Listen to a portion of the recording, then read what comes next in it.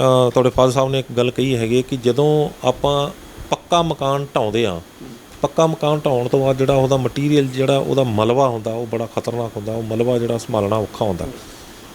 ਇਹ ਜਦੋਂ ਆਪਾਂ ਜੇ ਫਿਊਚਰ 'ਚ ਕਦੇ ਲੋੜ ਪੈਂਦੀ ਹੈ ਤਾਂ ਇਹਦਾ ਮਲਬਾ ਕਿਸ ਰੂਪ 'ਚ ਹੋਏਗਾ? ਕੀ ਇਹ ਰੀਸਾਈਕਲ ਹੋ ਸਕਦਾ? ਸਭ ਤੋਂ ਵੱਡੀ ਚੀਜ਼ ਹੈਗੀ ਕਿ ਡਿਗਰੇਡੇਬਲ ਹੈ, ਠੀਕ ਹੈ। ਇਹਨੂੰ ਜਦੋਂ ਵੀ ਇਹ ਥੱਲੇ ਡਿੱਗੇਗਾ ਵਾਪਸ ਮਿੱਟੀ ਦੇ ਹਿੱਸਾ ਬਣ ਜਾਏਗਾ, ਮਿੱਟੀ 'ਚ ਮਿੱਟੀ ਹੋ ਜਾਏਗਾ। ਤਾਂ ਇਹਦਾ ਮਤਲਬ ਇਹ ਐਕਸਟਰਾ ਲੇਅਰ ਨਹੀਂ ਬਣੀ, ਠੀਕ ਹੈ। ਦੂਸਰੀ ਚੀਜ਼ ਕੀ ਹੈਗੀ ਕਿ ਹਾਂ ਉਹ ਤਾਂ ਉਸ ਲੈਵਲ 'ਤੇ ਜਦੋਂ ਤੁਸੀਂ ਇਹਨੂੰ ਕ੍ਰਸ਼ ਕਰੋਗੇ, ਇਹੀ ਇੱਟ ਤੁਸੀਂ 50 ਸਾਲ ਬਾਅਦ ਵੀ ਕੱਢੋਗੇ, ਇਹ ਫਿਰ ਦੁਬਾਰਾ ਯੂਜ਼ ਹੋ ਸਕਦੀ ਹੈ। ਹੁਣ ਇਹਦੇ 'ਚ ਹੋਰ ਤੁਹਾਨੂੰ ਦੱਸ ਦਿੰਦਾ, ਅਗਰ ਪੱਕੀ ਇੱਟ ਵੀ ਤੁਸੀਂ ਗਾਰੇ ਨਾਲ ਲਗਾ ਦਿਓ, ਮਿੱਟੀ ਨਾਲ ਲਗਾ ਦਿਓ, 50 ਸਾਲ ਬਾਅਦ ਵੀ ਅਗਲੀ ਪੀੜ੍ਹੀ ਦੇ ਕੰਮ ਆ ਜਾਂਦੇ, ਠੀਕ। ਇਹਦਾ ਮਤਲਬ ਕੀ ਹੋ ਗਿਆ ਕਿ ਉਹ ਇੱਟ 50 ਸਾਲ ਤੱਕ ਵੀ ਜਿੰਦਾ ਰਹੀ। ਅਤੇ ਜਿਹੜਾ ਸੀਮੈਂਟਡ ਅਸੀਂ ਉਹਨੂੰ ਬਣਾ ਦਿੰਦੇ ਹਾਂ, ਵਾਲ 'ਚ ਕਨਵਰਟ ਕਰ ਦਿੰਦੇ ਹਾਂ, ਤਾਂ ਉਹ ਡੈਡ ਮਟੀਰੀਅਲ ਹੋ ਗਿਆ। ਹੁਣ ਇਹਦੇ ਨਾਲ ਇੱਕ ਚੀਜ਼ ਹੋਰ ਜੁੜੀ ਹੋਈ ਆ ਕੁਲਵੰਤ ਜੀ। ਫੋਰ ਐਗਜ਼ਾਮਪਲ ਤੁਸੀਂ ਆਪਣਾ ਘਰ ਬਣਾਇਆ, ਉਸ ਇੱਕ ਨੋਰਮਲ ਘਰ ਦੇ ਵਿੱਚ ਇੱਕ ਇੰਪੋਰਟੈਂਟ ਇਸ਼ੂ ਵੀ ਰਹਿ ਗਿਆ, ਉਹ ਵੀ ਸ਼ੇਅਰ ਹੋ ਜਾਏਗਾ ਦੱਸੋ। ਇੱਕ ਇੱਟ ਬਣਨ ਦੇ ਲਈ ਤਕਰੀਬਨ ਅਪਰੋਕਸੀਮੇਟਲੀ ਇੱਕ ਇੱਟ ਨੂੰ ਪਕਾਉਣ ਤੱਕ 1 ਕਿਲੋ ਲੱਕੜ ਕੰਜ਼ਿਊਮ ਹੁੰਦੀ ਹੈ, ਠੀਕ ਹੈ। ਇੱਕ ਘਰ ਨੂੰ ਮਿਨੀਮਮ ਕਹਿ ਰਹੇ ਹਾਂ 25,000 ਇੱਟ ਕੰਜ਼ਿਊਮ ਹੁੰਦੀ ਹੈ। ਇੱਕ ਘਰ ਨੂੰ ਮੇਰੇ ਹਿਸਾਬ ਨਾਲ 1 ਲੱਖ ਇੱਟ ਲੱਗ ਜਾਂਦੀ ਜੇ ਸਹੀ ਘਰ ਬਣਿਆ ਹੋਵੇ। ਮੈਂ ਮਿਨੀਮਮ ਤਾਂ ਕਹਿ ਰਿਹਾ ਮਿਡਲ ਕਲਾਸ ਫੈਮਿਲੀ ਰਿਲੇਟ ਕਰ ਸਕਣ, ਠੀਕ ਹੈ। ਬਹੁਤ ਵੱਡਾ ਬਣਾਓਗੇ ਤਾਂ ਭਾਵੇਂ 2.5 ਲੱਖ ਲਗਾ ਲਓ। 25,000 ਇਹਦੇ 'ਚ ਮੈਂ ਕੋਈ ਫਸਟ ਫਲੋਰ ਨਹੀਂ ਪਾ ਰਿਹਾ, ਗਰਾਊਂਡ ਫਲੋਰ ਦੀ ਗੱਲ ਕरें। 25,000 ਇੱਟ ਦੀ ਕੰਜ਼ੰਪਸ਼ਨ ਮਿਨੀਮਮ, ਠੀਕ ਹੈ। ਹੁਣ 25,000 ਇੱਟ ਦੀ ਕੰਜ਼ੰਪਸ਼ਨ ਦਾ ਮਤਲਬ ਹੋ ਗਿਆ ਕਿ 25,000 kg ਲੱਕੜ, ਕਿਉਂਕਿ ਇੱਕ ਇੱਟ ਨੂੰ ਪਕਾਉਣ ਲਈ 1 kg ਲੱਕੜ ਜਾਂਦੀ ਹੈ। ਹੁਣ ਉਹਦੇ ਲਈ ਜੇ ਆਪਾਂ ਦਰਖਤਾਂ ਦੀ ਕਾਊਂਟਿੰਗ ਕਰਾਂਗੇ ਤਾਂ 40 ਦਰਖਤ ਬਣਦੇ ਨੇ। ਇਹਦੇ ਮੈਂ ਹੋਰ ਵੀ ਐਡ ਕਰਦਾ, ਤੁਸੀਂ 1 ਕਿਲੋ ਲੱਕੜ ਦੀ ਗੱਲ ਕੀਤੀ ਹੈ, ਪਰ ਬਹੁਤ ਜਗ੍ਹਾ ਦੇ ਉੱਤੇ ਲੱਕੜ ਨਾ ਯੂਜ਼ ਹੋ ਕੇ ਟਾਇਰ ਵਾਲੇ ਜਾ ਰਹੇ ਨੇ ਅਤੇ ਹੋਰ ਅਜਿਹਾ ਮਟੀਰੀਅਲ ਬਾਰਾ ਜਿਹੜਾ ਓਜ਼ੋਨ ਪਰਤ ਨੂੰ ਹੋਰ ਜ਼ਿਆਦਾ ਨੁਕਸਾਨ ਪਹੁੰਚਾਉਂਦਾ। ਇੰਡਸਟਰੀਅਲ ਜਿਹੜਾ ਵੇਸਟ ਮਟੀਰੀਅਲ ਉੱਥੇ ਯੂਜ਼ ਕੀਤਾ ਜਾਂਦਾ, ਤਾਂ ਉਹ ਤਾਂ ਹੋਰ ਬਿਲਕੁਲ ਸਹੀ ਤੁਸੀਂ ਕਿਹਾ, ਕਿਉਂਕਿ ਉਹ ਫਿਰ ਫੋਸਿਲ ਫਿਊਲ ਵਾਲੀ ਸਾਈਡ ਚੱਲ ਜਾਂਦਾ। ਤਾਂ ਉਹ ਜਿਹੜੀ ਚੀਜ਼ ਹੈਗੀ ਆ ਕਿ ਇੱਕ ਤਾਂ ਲੱਕੜ ਬਹੁਤ ਜ਼ਿਆਦਾ ਉੱਥੇ ਕੰਜ਼ਿਊਮ ਹੋਈ, ਬਾਲਣ ਦੇ ਰੂਪ ਦੇ ਵਿੱਚ ਖ਼ਤਮ ਹੋਈ। ਤਾਂ ਦੂਸਰੀ ਚੀਜ਼ ਕੀ ਹੈਗੀ ਕਿ 25,000 ਇੱਟ ਇੱਕ ਨੋਰਮਲੀ ਘਰ ਨੂੰ ਲੱਗ ਰਹੀ ਹੈਗੀ ਹੈ। ਤਾਂ ਉਸ ਤੋਂ ਬਾਅਦ ਜਿਹੜੀ ਇੱਕ ਇੰਪੋਰਟੈਂਟ ਚੀਜ਼ ਇਹ ਸੀ ਜਿਹੜੀ ਤੇ ਆਪਾਂ ਦਰਸ਼ਕਾਂ ਨੂੰ ਦੱਸਣ ਦੀ ਕੋਸ਼ਿਸ਼ ਕਰ ਰਹੇ ਸੀ ਕਿ 25,000 ਇੱਟ ਨੂੰ ਇੱਕ ਘਰ 'ਤੇ ਜੇ ਆਪਾਂ ਕੰਜ਼ਿਊਮ ਕਰਦੇ ਹਾਂ ਤਾਂ ਕਿੰਨੇ ਘਰ ਬਣ ਰਹੇ ਹੈਗੇ ਆ। ਇਹਦੀ ਬੜੀ ਲੰਬੀ ਚੌੜੀ ਇੱਕ ਕਤਾਰ ਹੈ।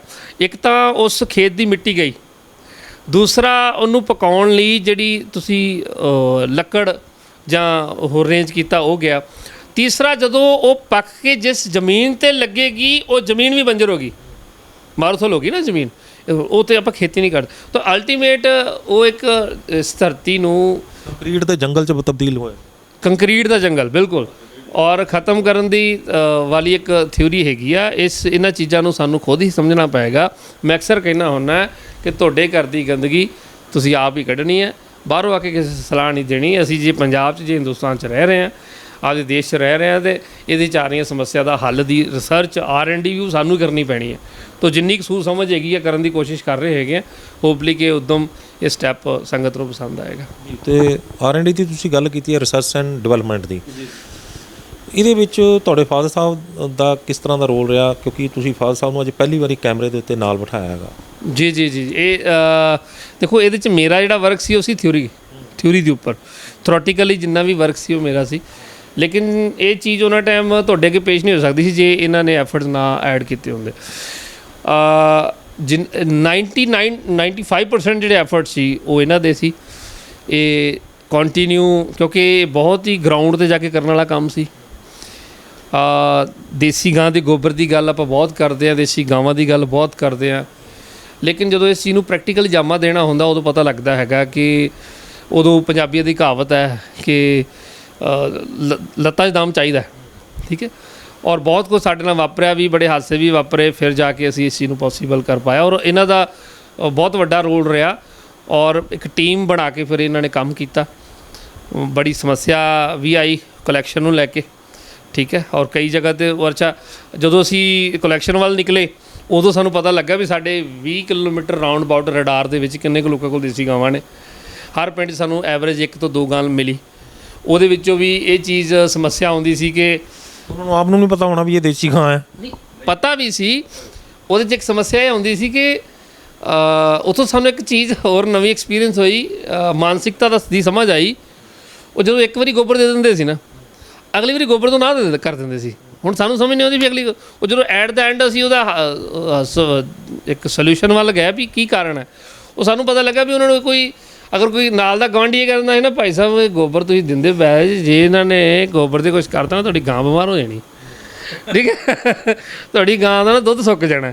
ਸੋ ਇਸ ਤਰ੍ਹਾਂ ਤੋਂ ਅਗਲੇ ਤੋਂ ਗੋਬਰ ਨਹੀਂ ਤਾਂ ਦੈਨ ਉਹ ਇੱਕ ਲੰਬਾ ਚੌੜਾ ਸੀ, ਇੱਕ ਬੜਾ ਹਾਰਡ ਵਰਕ ਵੀ ਸੀ, ਕਿਉਂਕਿ ਇਸ ਸਟੇਟਸ ਤੋਂ ਇਸ ਸਟੇਟਸ 'ਚ ਆ ਕੇ ਕੰਮ ਕਰਨਾ, ਠੀਕ ਹੈ, ਉਹ ਆਪਣੇ ਆਪ ਦੇ ਵਿੱਚ ਹੀ ਲਗਾ ਲਓ ਕਿ ਇੱਕ ਬਲੀਦਾਨ ਔਰ ਤਿਆਗ ਵਾਲਾ ਕੰਮ ਹੁੰਦਾ ਹੈ ਕਿ ਤੁਸੀਂ ਆਪਣੇ ਸਟੇਟਸ ਨੂੰ ਤਿਆਗ ਕੇ ਬੜੇ ਗਰਾਊਂਡ 'ਤੇ ਆ ਕੇ ਕੰਮ ਕਰਦੇ ਹੋ। ਸੋ ਲੇਕਿਨ ਸਾਨੂੰ ਇਹ ਸੀ ਕਿ ਅਸੀਂ ਇਹਨੂੰ ਕਰਕੇ ਵਿਖਾਉਣਾ।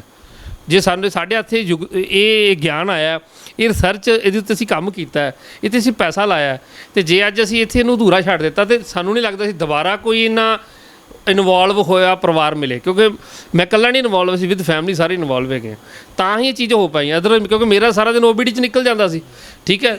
ਤਾਂ ਇਹ ਜਸਟ ਥਿਓਰਟੀਕਲੀ ਜਿਹੜਾ ਵਰਕ ਸੀ ਉਹ ਸੀ ਵੀ ਇਹਦਾ ਮਿਕਸਚਰ ਕਿਵੇਂ ਬਣਾਉਣਾ, ਇਹਦੇ 'ਚ ਕੀ ਕੁਛ ਪਾਉਣਾ, ਉਹ ਸਾਡੀ ਕਾਉਂਸਲਿੰਗ ਹੁੰਦੀ ਰਹਿੰਦੀ ਸੀ। ਲੇਕਿਨ ਪ੍ਰੈਕਟੀਕਲੀ ਵਰਕ ਜਿਹੜਾ ਉਹ ਪੂਰਾ ਦਾ ਪੂਰਾ ਫਾਦਰ ਸਾਹਿਬ ਦਾ ਸੀ ਕਿ ਬੈਕਐਂਡ 'ਤੇ ਜਿਹੜੀ ਟੀਮ ਬਣਾਈ ਸੀ ਉਹਨੂੰ ਸਰਵਿਸ ਦੇਣੀ, ਕਲੈਕਸ਼ਨ 'ਤੇ ਧਿਆਨ ਦੇਣਾ। ਦੈਨ ਉਸ ਤੋਂ ਬਾਅਦ ਫਿਰ ਅਸੀਂ ਕੁਛ ਗਊਸ਼ਾਲਾ ਦੇ ਨਾਲ ਕੰਟੈਕਟ ਕੀਤਾ, ਜਦੋਂ ਸਾਨੂੰ ਦੇਸੀ ਗਾਵਾਂ ਮਿਲ ਗਈਆਂ ਤਾਂ ਉੱਥੋਂ ਫਿਰ ਕਲੈਕਸ਼ਨ। ਲੇਕਿਨ ਉਹ ਵੀ ਇੱਕ ਐਨਰਜੀ ਦਾ ਕੰਮ ਸੀ, ਸੁਬਾਹ ਕਲੈਕਸ਼ਨ ਕਰਨੀ ਪੈਂਦੀ ਹੈ ਕਿਉਂਕਿ ਇਹਦੇ 'ਚ 24 ਘੰਟੇ ਦਾ ਗੋਬਰ ਹੀ ਯੂਜ਼ ਹੁੰਦਾ, ਉਹ ਵੀ ਦੇਸੀ ਗਾਂ ਦਾ, ਠੀਕ ਹੈ, ਔਰ ਗਾਂ ਦਾ ਔਰ ਬਲਦ ਦਾ। ਹੁਣ ਇਹਦੇ 'ਚ ਤੁਹਾਨੂੰ ਇੱਕ ਹੋਰ ਚੀਜ਼ ਹੈਰਾਨਗੀ ਵਾਲੀ ਤੁਹਾਨੂੰ ਹੋਏਗੀ ਕਿ ਗਾਂ ਨਾਲੋਂ ਵੀ ਜ਼ਿਆਦਾ, ਦੇਸੀ ਗਾਂ ਨਾਲੋਂ ਵੀ ਜ਼ਿਆਦਾ ਕੁਆਲਿਟੀ ਰੱਖਦਾ ਜਿਹੜਾ ਗੋਬਰ ਹੈ ਉਹ ਬਲਦ ਦਾ ਹੈ, ਠੀਕ ਹੈ। ਔਰ ਬਲਦ ਦੇ ਉੱਤੇ ਮੈਂ ਤੁਹਾਨੂੰ ਦੱਸ ਦਿਆਂ, ਬਲਦ ਸਾਡੇ ਦੇਸ਼ ਦਾ ਅਰਥ ਸ਼ਾਸਤਰ ਦਾ ਸਭ ਤੋਂ ਵੱਡਾ ਇੰਜਣ ਸੀ, ਠੀਕ ਹੈ। ਉਸ ਵੀ ਜਿਹੜਾ ਜੇਕਰ ਸੈਂਸੈਕਸ ਦਾ ਇੱਕ ਪ੍ਰਤੀਕ ਦਿਖਾਇਆ ਜਾਂਦਾ ਤਾਂ ਉਹ ਦਿਖਾਇਆ ਜਾਂਦਾ, ਉਹ ਬਲਦ ਹੀ ਦਿਖਾਇਆ ਜਾਂਦਾ, ਉਹ ਜਿਹੜਾ ਜੀ ਹੁਣ ਮੈਂ ਤੁਹਾਨੂੰ ਦੱਸਦਾ ਕਿ ਇਹੀ ਬਲਦ ਅੱਜ ਤੋਂ ਤਕਰੀਬਨ 1980 ਦੇ ਨੀਅਰ ਅਬਾਊਟ ਦੀ ਗੱਲ ਕਰ ਲਈ ਜਾਵੇ, ਉਸ ਤੋਂ ਪਹਿਲਾਂ ਇਹਦੀ ਜਿਹੜੀ 20 ਕਰੋੜ ਦੇ ਲਾਗੇ ਤਾਦਾਦ ਸੀ, ਜਿਹੜਾ ਅੱਜ ਦੀ ਕਾਊਂਟਿੰਗ ਦੇ ਮੁਤਾਬਕ 2 ਕਰੋੜ ਰਹਿ ਗਿਆ, ਠੀਕ ਹੈ। ਟਰੈਕਟਰ ਆ ਗਏ ਨਾ, ਹਾਂ ਟਰੈਕਟਰ ਆ ਗਏ, ਲੇਕਿਨ ਜੇ ਟਰੈਕਟਰ ਆਪਾਂ ਖਰੀਦਿਆ, ਲੇਕਿਨ ਟਰੈਕਟਰ ਚਲਾਉਣ ਲਈ ਤੁਹਾਨੂੰ ਚਾਹੀਦਾ ਕੀ ਹੈ? ਬਾਲਣ, ਫਿਊਲ ਬਾਲਣ ਚਾਹੀਦਾ। ਐਕਚੁਅਲ ਬਾਲਣ ਆ ਗਿਆ, ਹੁਣ ਉਹ ਬਾਲਣ ਤੁਸੀਂ ਕਿੱਥੋਂ ਲਓਗੇ? ਫੋਰਨ ਤੋਂ। ਯੈਸ, ਤੇ ਫੋਰਨ ਕਰੰਸੀ ਯੂਜ਼ ਹੋ ਗਈ। ਤੁਹਾਡੀ ਅਰਥ ਸ਼ਾਸਤਰ ਦੀ ਜਿਹੜੀ ਚਾਬੀ ਹੈ ਉਹ ਫੋਰਨ ਵਾਲੇ ਕੋਲ ਚਲੀ ਗਈ, ਕਿਉਂਕਿ ਜੇ ਤੁਹਾਡਾ ਟਰੈਕਟਰ ਨਹੀਂ ਚੱਲਦਾ ਬਿਨਾਂ ਫਿਊਲ ਤੋਂ ਤਾਂ ਸਰ ਕਿਸੇ ਦੀ ਲੋਡਿੰਗ ਅਨਲੋਡਿੰਗ ਵਾਲੀ ਗੱਡੀ ਹੈਵੀ ਵਹੀਕਲ ਵੀ ਨਹੀਂ ਚੱਲਦਾ, ਤਾਂ ਟਰਾਂਸਪੋਰਟੇਸ਼ਨ ਵੀ ਰੁਕੀ ਸਾਰੀ। ਤਾਂ ਜਿਹੜਾ ਕੰਮ ਪਹਿਲਾਂ ਬੈਲ ਗੱਡੀਆਂ 'ਤੇ ਹੁੰਦਾ ਸੀ ਤਾਂ ਬੈਲ ਉਸ ਟਾਈਮ 'ਤੇ ਇਹਦਾ ਮਤਲਬ ਸੀ ਜਿੰਨੀ ਤਾਕਤ ਅੱਜ ਡਾਲਰ 'ਚ ਹੈ ਉਹ ਇਸ ਕਰਕੇ ਕਿ ਉਹਨਾਂ ਦਾ ਕਬਜ਼ਾ ਫਿਊਲ ਦੇ ਉੱਪਰ ਹੈ, ਠੀਕ ਹੈ। ਪਹਿਲਾਂ ਜੇ ਅਸੀਂ ਸਾਡੇ ਰੁਪਈਏ 'ਚ ਇੰਨਾ ਦਮ ਸੀ ਉਹ ਇਸ ਕਰਕੇ ਕਿ ਸਾਡੇ ਕੋਲ ਬਲਦ ਸੀ, ਠੀਕ ਹੈ। ਉਹਨਾਂ ਦਿਨਾਂ 'ਚ ਜੇ ਟਰੈਕਟਰ ਨਹੀਂ ਸੀ ਤਾਂ ਬਲਦ ਤਾਂ ਸੀ ਨਾ, ਸਾਡੇ ਕੋਲ ਬਲਦ ਸੀ। ਜੇ 20 ਕਰੋੜ ਬਲਦ ਸੀ, ਅੱਜ 2 ਕਰੋੜ ਰਹਿ ਗਿਆ ਹੈਗਾ। ਹੁਣ ਮੈਂ ਇਹ ਤਾਂ ਨਹੀਂ ਕਹਿ ਰਿਹਾ ਹੈਗਾ ਕਿ ਤੁਸੀਂ ਬਲਦ ਲੈ ਆਓ ਆਪਦੇ ਘਰਾਂ ਦੇ ਵਿੱਚ, ਉਹ ਵੱਖਰੀ ਚੀਜ਼ ਹੈਗੀ ਆ, ਲੇਕਿਨ ਦੇਸੀ ਗਾਂ ਤੋਂ ਅਸੀਂ ਗੁਣਕਾਰੀ ਦੁੱਧ ਲੈ ਸਕਦੇ ਹਾਂ, ਦੇਸੀ ਗਾਂ ਤੋਂ ਅਸੀਂ ਗੁਣਕਾਰੀ ਦੇਸੀ ਘਿਓ ਬਣਾ ਸਕਦੇ ਹਾਂ, ਦੇਸੀ ਗਾਂ ਦੇ ਜਿਹੜਾ ਉਹਦਾ ਮੂਤਰ ਹੈਗਾ ਉਹਨੂੰ ਅਸੀਂ ਆਪਣੀ ਜ਼ਮੀਨੀ ਖਾਦ ਦੇ ਰੂਪ 'ਚ ਵਰਤ ਸਕਦੇ ਹੈਗੇ ਆ, ਔਰ ਦੇਸੀ ਗਾਂ ਦੇ ਗੋਬਰ ਤੋਂ, ਦੇਸੀ ਬਲਦ ਦੇ ਗੋਬਰ ਤੋਂ ਤੁਸੀਂ ਆਪਣਾ ਹੀਟ ਪ੍ਰੂਫ, ਰੇਡੀਏਸ਼ਨ ਪ੍ਰੂਫ, ਜਿਹਦੇ 'ਚ ਕੋਈ ਰੇਡੀਏਸ਼ਨ ਕੰਮ ਨਹੀਂ ਕਰੇਗੀ, ਉਸ ਤੋਂ ਬਾਅਦ ਬਰੀਦੇਬਲ ਕੰਧਾਂ ਵਾਲੀ ਜਿਹੜੀ ਹਵਾ ਲੈਣ ਵਾਲੀਆਂ ਕੰਧਾਂ ਹੋਣਗੀਆਂ, ਬੈਕਟੀਰੀਆ ਅਤੇ ਵਾਇਰਸਸ ਅਤੇ ਨੈਚੁਰਲ ਸੈਨੀਟਾਈਜ਼ਰ ਦੇ ਰੂਪ ਦੇ ਵਿੱਚ ਇੱਕ ਸਟਰੋਂਗ, ਬਿਨਾਂ ਕੋਈ ਲੋਨ ਲੈ, ਬਿਨਾਂ ਕੋਈ ਬੈਂਕ ਦੇ ਕਰਜ਼ੇ ਥੱਲੇ ਆਏ, ਬਿਨਾਂ ਕਿਸੇ ਟਰੈਪ ਦੇ ਥੱਲੇ ਆਏ, ਬਿਨਾਂ ਕਿਸੇ ਕਾਰਪੋਰੇਟ ਟਰੈਪ ਦੇ ਥੱਲੇ ਆਏ, ਅਸੀਂ ਬੜਾ ਅੱਛਾ ਤੰਦਰੁਸਤ ਘਰ ਬਣਾ ਸਕਦੇ ਹੈਗੇ ਆ ਉਸ ਦੇਸੀ ਗਾਂ ਤੋਂ ਅਤੇ ਉਸ ਦੇਸੀ ਬਲਦ ਤੋਂ। ਮੈਂ ਇਹ ਨਹੀਂ ਕਹਿ ਰਿਹਾ ਹੈਗਾ ਕਿ ਲੋਡਿੰਗ ਲਈ ਬਲਦ ਲੈ ਆਓ, ਲੇਕਿਨ ਅੱਛਾ ਜੇ ਆਪਾਂ ਉਸ ਚੀਜ਼ ਵੱਲ ਚੱਲ ਜਾਈਏ ਤਾਂ ਇੱਕ ਜ਼ਿਮੀਂਦਾਰ ਜੇ ਇਸ ਪਾਲਿਸੀ ਨੂੰ, ਇਸ ਆਈਡੀਓਲੋਜੀ ਨੂੰ ਅਡੋਪਟ ਕਰ ਲੈਣਾ ਤੇ ਪਿੰਡਾਂ ਦੇ ਪਿੰਡ ਆਜ਼ਾਦ ਹੋ ਸਕਦੇ ਨੇ। ਜੇ ਇਸ ਤੋਂ ਵੀ ਅੱਗੇ ਸੋਚ ਰਿਹਾ ਡਾਕਟਰ ਭੁੱਲਰ, ਅੱਜ ਜੇ ਸਭ ਤੋਂ ਵੱਡੀ ਸਮੱਸਿਆ ਦੇਸ਼ ਦੇ ਵਿੱਚ ਸਮਾਜ ਦੇ ਵਿੱਚ ਹੈਗੀ ਹੈ ਤਾਂ ਉਹ ਅਵਾਰਾ ਡੰਗਰਾਂ ਦੀ ਹੈ। ਜੀ ਤੇ ਜੇਕਰ ਅਸੀਂ ਇਹਨਾਂ ਚੀਜ਼ਾਂ ਦੀ ਵੈਲਿਊ ਨੂੰ ਸਮਝਦੇ ਹਾਂ, ਇਹ ਚੀਜ਼ਾਂ ਜਿਹੜੀਆਂ ਨੇ ਅਸੀਂ ਆਪਣੀ ਨਿੱਤ ਦੀ ਜ਼ਿੰਦਗੀ ਦੇ ਵਿੱਚ ਇਹ ਵਰਤੋਂ 'ਚ ਲਿਆਉਂਦੇ ਹਾਂ, ਇਹਨਾਂ ਦੇ ਗੋਬਰ, ਇਹਨਾਂ ਦਾ ਪਿਸ਼ਾਬ, ਇਹਨਾਂ ਦੀ ਹੋਰ ਚੀਜ਼ਾਂ, ਤੇ ਕੋਈ ਵੀ ਇਨਸਾਨ, ਕੋਈ ਵੀ ਜਿਹੜਾ ਕਿਸਾਨ ਹੈ ਉਹ ਜਾਨਵਰਾਂ ਨੂੰ ਖੁੱਲ੍ਹਾ ਨਹੀਂ ਛੱਡੇਗਾ, ਕਿਉਂਕਿ ਉਹਨਾਂ ਵਾਸਤੇ ਉਹ ਕੰਮ ਦੇ ਹੋ ਜਾਣਗੇ ਤੇ ਉਹਦੀ ਸਮੱਸਿਆ ਵੀ ਇੱਕ ਵੱਡੇ ਲੈਵਲ ਦੇ ਉੱਤੇ ਹੱਲ ਹੋਏਗੀ, ਕਿਉਂਕਿ ਅੱਜ ਉਹ ਐਕਸੀਡੈਂਟ ਤੇ ਮੌਤ ਦੇ ਕਾਰਨ ਬਣ ਰਹੇ। ਬਿਲਕੁਲ ਸਹੀ ਕਿਹਾ ਤੁਸੀਂ ਸਰ, ਕਿਉਂਕਿ ਇਸ ਮਟੀਰੀਅਲ ਦੇ ਵਿੱਚ ਦੇਸੀ ਗਾਂ ਦਾ ਗੋਬਰ ਜ਼ਿਆਦਾ ਕੁਆਲਿਟੀ ਵਾਲਾ ਹੈ। ਜੋ ਇੱਕ ਬਾਉਂਡੇਸ਼ਨ ਉਹ ਬਣਾਉਂਦਾ, ਉਹ ਇੱਕ ਨੇਚਰ ਨੇ ਉਹਨੂੰ ਦਿੱਤੀ ਹੋਈ ਕੁਆਲਿਟੀ ਆ, ਇਸੇ ਕਰਕੇ ਉਹਨੂੰ ਇਹਦੇ 'ਚ ਯੂਜ਼ ਕੀਤਾ ਜਾਂਦਾ। ਅਗਰ ਸਾਡੇ ਕੋਲ ਪਸ਼ੂ ਹੀ ਦੇਸੀ ਹੋਵੇਗਾ, ਪਹਿਲੀ ਚੀਜ਼ ਅਸੀਂ ਇਹਨੂੰ ਵਾਰਾ ਨਹੀਂ ਛੱਡ ਪਾਵਾਂਗੇ, ਕਾਰਨ ਕਿਉਂਕਿ ਸਾਨੂੰ ਇਹ ਪਤਾ ਹੋਏਗਾ ਵੀ ਜੇ ਦੁੱਧ ਨਹੀਂ ਦਿੰਦੀ ਤਾਂ ਗੋਬਰ ਤਾਂ ਦਿੰਦੀ ਹੈ, ਠੀਕ ਹੈ, ਵੈਲਿਊਏਬਲ ਹੈ। ਜੇ ਇਹ ਦੁੱਧ ਨਹੀਂ ਦਿੰਦੀ ਤਾਂ ਇਹ ਜਿਹੜਾ ਇਹਦਾ ਮੂਤਰ ਹੈਗਾ ਉਹ ਮੇਰੀ ਜ਼ਮੀਨ ਦੇ ਕੰਮ ਆ ਸਕਦਾ। ਅਸੀਂ ਇਹਨੂੰ ਅਵਾਰਾ ਨਹੀਂ ਛੱਡਾਂਗੇ, ਕਿਉਂਕਿ ਉਹ ਜਿਹੜੇ ਦਿਨਾਂ 'ਚ ਦੁੱਧ ਨਹੀਂ ਦੇ ਰਹੀ, ਗੋਬਰ ਉਦੋਂ ਵੀ ਆ ਰਿਹਾ ਹੈਗਾ। ਅਸੀਂ ਆਪਣੇ ਜਿਹੜੇ ਘਰ ਹੈਗੇ ਆ, ਘਰ ਬਣਾ ਸਕਦੇ ਹੈਗੇ ਆ, ਜਿਵੇਂ ਅੱਛਾ, ਇਹ ਮੈਂ ਤੁਹਾਨੂੰ ਵਿਸ਼ਵਾਸ ਦਿਵਾਉਣਾ ਹੈ ਕੁਲਵੰਤ ਜੀ, ਤੁਹਾਡੇ ਕੈਮਰੇ ਰਾਹੀਂ ਜਦੋਂ ਮਾਡਲ ਬਣਾਵਾਂਗੇ, ਇਹ ਡੈਫੀਨੇਟਲੀ ਹੈ ਕਿ ਤੁਹਾਡੀ ਬਣਾਈ ਹੋਈ ਵੀਡੀਓ ਉਸ ਤੋਂ ਬਾਅਦ ਇੱਕ ਰੈਵੋਲੂਸ਼ਨਰੀ ਕੰਮ ਕਰੇਗੀ। ਮੈਨੂੰ ਭਾਰਤ ਦੀ ਤਾਂ ਪਤਾ ਨਹੀਂ, ਪਰ ਪੰਜਾਬ 'ਚ ਬਹੁਤ ਵੱਡਾ ਕੰਮ ਕਰੇਗੀ। ਇੱਕ ਚੀਜ਼ ਮੈਂ ਸਕਿਪ ਕਰ ਗਿਆ ਸੀ, ਗੱਲ ਕਰਦੇ ਆਪਣੀ ਗੱਲ ਕਿਸੇ ਹੋਰ ਸਾਈਡ ਨਿਕਲ ਗਈ ਸੀ। ਉਹ ਇਹ ਚੀਜ਼ ਮੈਂ ਦੱਸਣ ਦੀ ਕੋਸ਼ਿਸ਼ ਕਰਨਾ ਚਾਹ ਰਿਹਾ ਸੀ ਕਿ ਮੰਨ ਲਓ ਤੁਸੀਂ ਘਰ ਬਣਾਇਆ ਆਪਣੇ ਜੀਵਨ ਕਾਲ ਦੇ ਵਿੱਚ, ਉਹਦੇ ਵਿੱਚ 50,000 ਇੱਟ ਖਪਤ ਕਰ ਦਿੱਤੀ। ਅੱਜ ਦੀ ਕਾਸਟ ਦੇ ਮੁਤਾਬਕ ਤੁਸੀਂ 50,000 ਇੱਟ ਖਪਤ ਜੇ ਕਰਦੇ ਹੋ ਜਾਂ 1 ਲੱਖ ਇੱਟ ਵੀ ਖਪਤ ਕਰ ਦਿੱਤੀ ਤਾਂ ਅਪਰੋਕਸੀਮੇਟਲੀ 5 ਰੁਪਏ ਐਵਰੇਜ ਇੱਟ ਦਾ ਰੇਟ ਹੈਗਾ, 6 ਰੁਪਏ ਰੇਟ ਪਹੁੰਚ ਚੁੱਕਿਆ ਹੈਗਾ ਨਾ। ਹਾਂ, ਤਾਂ ਉਹ ਇੱਕ 6 ਲੱਖ ਦੀ ਇੱਕ ਇਨਵੈਸਟਮੈਂਟ ਹੋ ਗਈ। ਅਗਰ ਉਹ ਇੱਟ ਤੁਹਾਡੀ ਕੰਕਰੀਟ ਨਾਲ ਲੱਗੀ ਹੋਈ ਹੈ ਤਾਂ ਤੁਹਾਡੇ ਤੋਂ ਬਾਅਦ ਤੁਹਾਡੇ ਬੇਟੇ ਦੇ ਉਹ ਕਿਤੇ ਵੀ ਕੰਮ ਆਉਣ ਵਾਲੀ ਨਹੀਂ। ਹੁਣ ਗੱਲ ਹੈਗੀ ਕਿ ਜਿਹੜੀ ਇੱਟ ਤੁਸੀਂ 6 ਲੱਖ ਦੀ ਲਾਈ ਹੈ, ਤੁਹਾਡੇ ਬੇਟੇ ਨੂੰ ਉਨੀ ਇੱਟ 6 ਲੱਖ ਦੀ 25 ਸਾਲ ਬਾਅਦ 20 ਸਾਲ ਬਾਅਦ ਨਹੀਂ ਮਿਲਣ ਵਾਲੀ ਹੈਗੀ। ਤਾਂ ਇਹਦਾ ਮਤਲਬ ਇਹ ਹੋਗਾ ਕਿ ਉਹ 6 ਵਾਲੀ ਜ਼ਿਆਦਾ ਦੂਰ ਨਹੀਂ ਜਾਂਦੇ ਤਾਂ 12 ਦੀ ਤਾਂ ਮਿਲੇਗੀ, ਠੀਕ ਹੈ, ਉਦੋਂ ਹੋ ਸਕਦਾ 15 ਦੀ ਵੀ ਹੋਵੇ। ਤਾਂ ਪਹਿਲੀ ਚੀਜ਼ ਇਹ ਹੈਗੀ ਕਿ ਜੇ ਅਸੀਂ ਉਹਨੂੰ ਜਿੰਦਾ ਮਟੀਰੀਅਲ ਨਾਲ ਲਗਾਇਆ ਹੋਏਗਾ ਤਾਂ ਉਹ ਤੁਹਾਡੀ ਅਗਲੀ ਪੀੜ੍ਹੀ ਦੇ ਸਾਰਾ ਮਲਬਾ ਕੰਮ ਆ ਜਾਏਗਾ। ਉਸ ਟਾਈਮ 'ਤੇ ਆਪਾਂ ਨੂੰ ਨਹੀਂ ਪਤਾ ਕਿ ਸਾਡੀ ਪੀੜ੍ਹੀ ਦੀ ਸਿਚੁਏਸ਼ਨ ਕੀ ਹੋਏਗੀ। ਹੋ ਸਕਦਾ ਹੈ ਕਿ ਸਾਡੀ ਪੀੜ੍ਹੀ ਉਦੋਂ ਬਹੁਤ ਸਾਰਾ ਪੈਸਾ ਕਮਾ ਰਹੀ ਹੋਵੇ, ਹੋ ਸਕਦਾ ਸਾਡੀ ਪੀੜ੍ਹੀ ਕੋਲ ਉਦੋਂ ਪੈਸਾ ਕਮਾਉਣ ਲਈ ਕੁਝ ਜ਼ਿਆਦਾ ਸੋਰਸਿਸ ਸਾਧਨ ਨਾ ਹੋਣ, ਅਤੇ ਕਮ ਸੇ ਕਮ ਘਰ ਨੂੰ ਰੈਨੋਵੇਟ ਕਰਨ ਲਈ ਉਹ ਮਟੀਰੀਅਲ, ਜਿੰਦਾ ਮਟੀਰੀਅਲ ਪਿਆ ਹੋਇਆ, ਜਿਹੜੇ ਉਹਦੇ ਕਿਸੇ ਦੇ ਪੁਰਖਿਆਂ ਨੇ ਲਾਇਆ ਹੈਗਾ, ਉਹ ਸਾਰਾ ਯੂਜ਼ ਹੁੰਦਾ ਹੈਗਾ। ਇਹਦੇ ਨਾਲ ਇੱਕ ਇਹ ਵੀ ਪਤਾ ਲੱਗੇ ਕਿ ਸਾਡੇ ਘਰ ਤੋਂ ਦੇ ਵਿੱਚ ਜਿਹੜਾ ਪੈਸਾ ਹੈ ਉਹ ਕਾਰਪੋਰੇਟ ਦੀ ਝੋਲੀ 'ਚ ਜਾਣ ਤੋਂ ਰੁਕਦਾ ਹੈ, ਕੰਟਰੋਲ ਹੁੰਦਾ ਹੈ, ਔਰ ਪਿਛਲੀ ਪੀੜ੍ਹੀ ਦੀ ਇਨਵੈਸਟਮੈਂਟ 3 ਪੀੜ੍ਹੀਆਂ ਤੱਕ ਯੂਜ਼ ਹੁੰਦੀ ਹੈ, ਅਤੇ ਆਪਣੇ ਆਪ ਹੀ ਸਾਡੇ 'ਤੇ ਕਰਜ਼ੇ ਘਟ ਗਏ।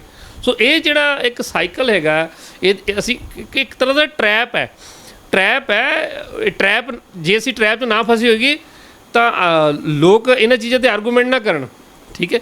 ਅੱਜ ਇਹ ਵੀਡੀਓ ਬਣਾ ਰਹੇ, ਅਤੇ ਜੇ ਤੁਹਾਨੂੰ ਆਪਾਂ ਨੂੰ ਬਹੁਤ ਸਾਰੇ ਸੁਣਾਉਣਗੇ ਤਾਂ ਬਹੁਤ ਸਾਰੇ ਆਰਗੂਮੈਂਟ ਵੀ ਕਰਨ ਵਾਲੇ ਵੀ ਕਮੈਂਟਸ ਵੀ ਆਣੇ ਆ। ਤਾਂ ਉਹ ਇਸ ਆਰਗੂਮੈਂਟ ਕਰਨ ਲਈ ਕੋਈ ਗੋਰਾ ਨਹੀਂ ਬੈਠਾ ਹੋਇਆ ਸਾਹਮਣੇ, ਉਹ ਆਪਣੇ ਹੀ ਦੇਸ਼ ਦਾ ਕੋਈ ਪਰਿਵਾਰ ਦਾ ਮੈਂਬਰ ਹੈਗਾ। तो अपनों ने लूटा गैरों में कहा दम था। ਲੇਕਿਨ ਉਹ ਇਸ ਕਰਕੇ ਕਮੈਂਟ ਕਰ ਰਿਹਾ ਕਿ ਉਹ ਟਰੈਪ 'ਚ ਫਸੇ ਹੋਏ ਨੂੰ ਆਪਣੀਆਂ ਗੱਲਾਂ ਹੋ ਸਕਦੀਆਂ ਗਲਤ ਵੀ ਲੱਗਣ, ਲੇਕਿਨ ਜੇ ਉਹ ਆਪਣੇ ਨਾਲ ਬੈਠ ਕੇ ਇਹਦਾ ਪੂਰੀ ਦੀ ਪੂਰੀ ਰਿਸਰਚ ਨੂੰ ਸਮਝੇਗਾ, ਡੈਫੀਨੇਟਲੀ ਉਹ ਵੀ ਇਸ ਟਰੈਪ 'ਚੋਂ ਬਾਹਰ ਆ ਸਕਦਾ।